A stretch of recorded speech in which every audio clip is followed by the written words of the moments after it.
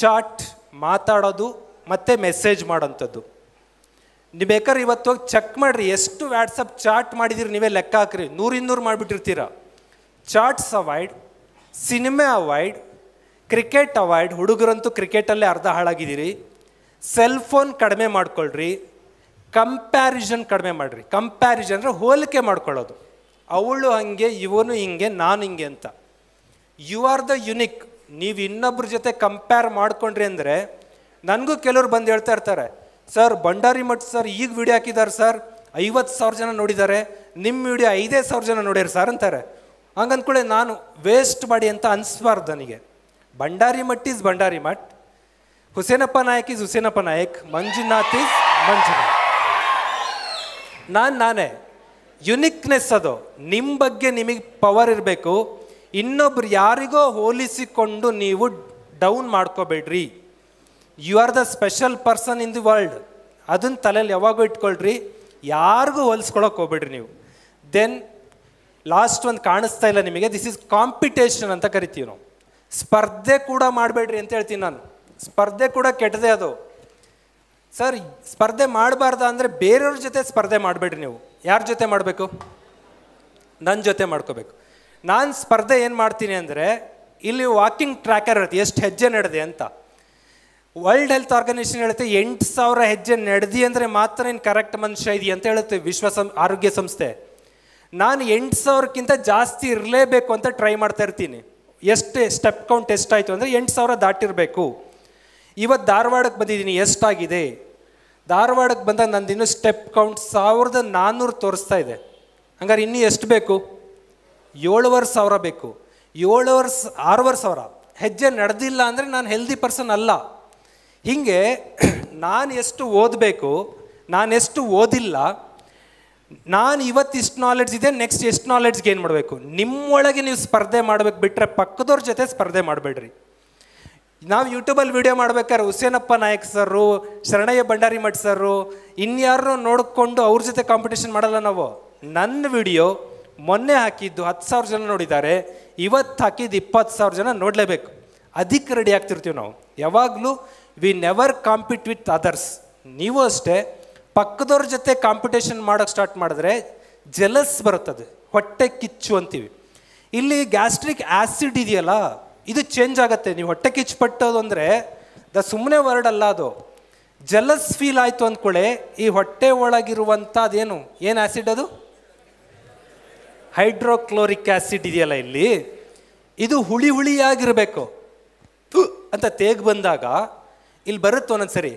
ಹುಳಿ ಹೆಂಗಿರಬೇಕು ಅಂತ ಅಂದರೆ ಅದು ಲೆಮನ್ ಹುಳಿ ಇರಬೇಕು. ಹಂಗಿದೆ ಅಂದರೆ ಅದು ಕರೆಕ್ಟ್ ಇದೆ ಅಂತ ಅರ್ಥ. ಕೆಲವೊಂದು ಸರಿ ಪಿತ್ತ ಜಾಸ್ತಿ ಆದಾಗ ಅಂದಾಗ ವಾಮಿಟ್ ಆದಾಗ ಕಹಿಯಾಗಿರುತ್ತೆ. ಆ ಕಹಿಯಾಗಿದೆ ಅಂತ ಅಂದರೆ ಅದು ಹಾಳಾಗಿದೆ ಅಂತ, ಹೊಟ್ಟೆ ಕಿಚ್ಚಾಗಿದೆ ಅಂತ ಅರ್ಥ. ಅದು ಅಷ್ಟೇ ಡಿಫ್ರೆನ್ಸು. ಅದು ಕಹಿ ಇದೆ ಅಂದರೆ ದಟ್ಸ್ ಬ್ಯಾಡ್, ಹುಳಿ ಇದೆ ಅಂದರೆ ಪರ್ಫೆಕ್ಟ್. ಹಂಗಾಗಿ ಕಾಂಪಿಟೇಷನ್ ಮಾಡೋಕ್ಕೆ ಸ್ಟಾರ್ಟ್ ಮಾಡಿದ್ರೆ ಅಂದರೆ ಇಲ್ಲಿ ಹೊಟ್ಟೆ ಕಿಚ್ಚು ಸ್ಟಾರ್ಟ್ ಆಗುತ್ತೆ. ಆ ಹುಳಿ ಇದ್ದಿದ್ದು ಕಹಿ ಆಗುತ್ತೆ, ಕಹಿ ಆಗಿದ್ದು ಅಂದರೆ ಹಾಳಾಗಿ ಹೋದ್ವಿ ನಾವು ಅಂತ ಅರ್ಥ. ಇದು ಇನ್ನೊಂದು ಅರ್ಥದಲ್ಲಿ ಹೇಳೋದಾದರೆ, ಇಲ್ಲಿಗೆ ವಿಷಯಕ್ಕೆ ಇಲ್ಲ ಇದು, ಆದರೂ ಹೇಳ್ಬಿಡ್ತೀನಿ. ಸರಿಯಾದ ಟೈಮಿಗೆ ತಿನ್ನಿರಿ ನೀವು. ಟೈಮ್ ಮೀನ್ಸ್ ಬೆಳಿಗ್ಗೆ 8 ಗಂಟೆ ತಿಂತೀರಾ, 8ಕ್ಕೆ ತಿನ್ನಿರಿ. ರೆಗ್ಯುಲರ್ 8ಕ್ಕೆ ತಿನ್ನಬೇಕು. ಮಧ್ಯಾಹ್ನ 2ಕ್ಕೆ ಊಟ ಮಾಡ್ತೀರಾ, 2ಕ್ಕೆ ಊಟ ಮಾಡಿರಿ. ರೆಗ್ಯುಲರ್ 2ಕ್ಕೆ ಊಟ ಮಾಡಬೇಕು. ರಾತ್ರಿ 9ಕ್ಕೆ ಮಾಡ್ತೀರಾ, 9ಕ್ಕೆ ಮಾಡಿರಿ. ನಿಮ್ಮ ಟೈಮ್ ಅದು 6, 7, 8, 9, 10 ಎಷ್ಟೊತ್ತಿಗಾರು ಬೆಳಗ್ಗೆ ತಿನ್ನಿರಿ. ಬಟ್ ನೀವೇನು ಮಾಡ್ತೀರೋ, ಒಬ್ಬ ಹುಡುಗರು ಕ್ಲಾಸಿಗೆ ಟೈಮ್ ಆಗಿಬಿಡ್ತು ಅಂತ ಕ್ಲಾಸಿಗೆ ಬಂದು ಕೂತ್ಕೊಂಡ್ರಿ, ಮೇಸ್ಟ್ರು ಬಿಟ್ಟಿದ್ದು 10 ಗಂಟೆಗೆ. ದಿನ ನೀವು 7 ಗಂಟೆ ತಿನ್ನೋರು ಒಂದಿನ 10 ಗಂಟೆ ತಿಂದ್ರಿ ಅಂದರೆ ಇಲ್ಲಿ ಹಾಳಾಯಿತು ಅಂತ ಅರ್ಥ. ಹೆಂಗೆ ಹಾಳಾಗುತ್ತೆ ಹೇಳ್ತೀನಿ. ಹ್ಯೂಮನ್ ಬಾಡಿ ಸೈಕಲ್ ಏನು ಅಂದರೆ, ಆ ಕರೆಕ್ಟ್ ಟೈಮ್ 7 ಗಂಟೆಗೆ ಅದು ಈ ಹೈಡ್ರೋಕ್ಲೋರಿಕನ್ನು ರಿಲೀಸ್ ಮಾಡುತ್ತದೆ, ಹಾರ್ಮೋನ್ಸ್. ಹುಳಿಯಾದ ಫ್ರೆಶ್ ಹೈಡ್ರೋಕ್ಲೋರಿಕ್ ಆ್ಯಸಿಡ್. ಅದ್ರ ಮೇಲೆ ನೀವು ಉಪ್ಪಿಟ್ಟು ಸಿರ ಹಾಕಿದ್ರಿ ಅಂದರೆ ನೀಟಾಗಿ ಹಿಂಗೆ ಮಿಕ್ಸ್ ಆಗಿ ಕ್ಲೀನಾಗಿ ಡೈಜೆಸ್ಟ್ ಆಗಿ ಒಳ್ಳೆ ಎನರ್ಜಿ ಬಾಡಿಗೆ ಬರುತ್ತೆ. ನೀವು ಇವತ್ತೇನು ಮಾಡಿದ್ರಿ, 7 ಗಂಟೆ ತಿಂದ್ರಿ. ನಾಳೆ ಶರಣಯ್ಯ ಸರ್ ಕ್ಲಾಸು 7 ಗಂಟೆಗೆ ತಿನ್ನೋಕ್ಕಾಗಲಿಲ್ಲ, ಅದು 7 ಗಂಟೆಗೆ ನಿಮಗೆ ಕಾಯಲ್ಲ, ಅದು ತಿಂಡಿ ಬರಲಿ ಅಂತ ರೆಡಿ ಆಗಿಬಿಡ್ತು, ಹುಳಿ ಬಿಟ್ಬಿಡ್ತು. 7:30 ಆಯಿತು, 8 ಆಯಿತು, 8:30 ಆಯಿತು, 9 ಆಯಿತು, 9:30 ಆಯಿತು.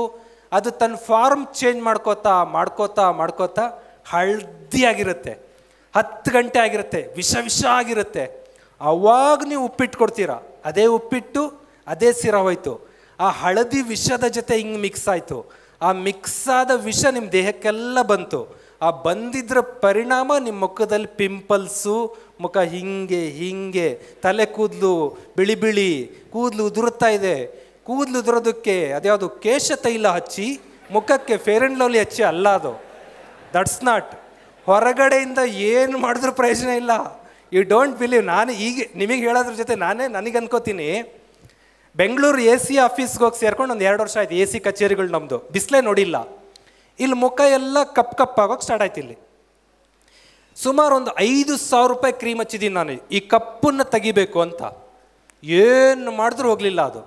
ಆಮೇಲೆ ನಮ್ಮ ಯೋಗದ ಹಳೆ ಪುಸ್ತಕಗಳು ತಗೊಂಡು ಕೂತ್ಕೊಂಡ್ವಿ. ನಾನು ಯೋಗ ಪಟು ಇದ್ದಿಂದ. ಯೋಗ ಹೇಳುತ್ತೆ, ನೀನು ಮೇಲೆ ಹಚ್ಚೋದ್ರಿಂದ ಬಣ್ಣ ಹೋಗಲ್ಲಪ್ಪ, ಅದು ಒಳಗಿಂದ ಅಂದರ್ಕಿ ಬಾತದು, ಒಳಗೆ ಸರಿ ಮಾಡಬೇಕು ಅಂತ. ಇದು ಯಾಕೆ ಬರುತ್ತೆ? ಸಿ ವಿಟಮಿನ್ ಕೊರತೆಯಿಂದ ಬರುತ್ತೆ. ಸಿ ವಿಟಮಿನ್ ಹೆಂಗೆ ಕೊಡಬೇಕು? ಬೆಳಿಗ್ಗೆ ಎದ್ದು ಕೂಡಲೇ 1 ಲೋಟ ನೀರು, ಹುಳಿ ಹಿಂಡಬೇಕು, ಉಪ್ಪು ಅಥವಾ ಸಕ್ಕರೆ, ಎದ್ದು ಕೂಡಲೇ ಅರ್ಧ ಲಿಂಬೆಹಣ್ಣು ಫುಲ್ ಹಿಂಡಿ ಕೊಡ್ಬಿಡ್ಬೇಕು. 1 ತಿಂಗಳೊಳಗಡೆ ಫುಲ್ ಕಪ್ಪು ಕ್ಲಿಯರ್ ಆಗ್ತಾ ಬಂತು. 5,000 ರೂಪಾಯಿ ಕ್ರೀಮಲ್ಲಿ ಆಗದೆ ಇರೋ ಕೆಲಸ 50 ರೂಪಾಯಿ ಲಿಂಬೆಹಣ್ಣಲ್ಲಿ ಮುಗಿದೋಯ್ತದು. ದಟ್ಸ್ ವೈ ನೀವು ಹೊರಗಡೆಯಿಂದ ಮಾಡೋದಲ್ಲ. ನಿಮ್ಮ ಹೇರ್ ಪ್ರಾಬ್ಲಮ್ಮು, ನಿಮ್ಮ ಸ್ಕಿನ್ ಪ್ರಾಬ್ಲಮ್ಮು, ನಿಮ್ಮ ಬ್ರೈನ್ ಪ್ರಾಬ್ಲಮ್ಮು, ನಿಮ್ಮ ಮೆಮೊರಿ ಪ್ರಾಬ್ಲಮ್ ಎಲ್ಲದಕ್ಕೂ ಅಷ್ಟೇ. ಒಳಗಡೆ ಕರೆಕ್ಟ್ ಇಟ್ಕೊಳ್ರಿ.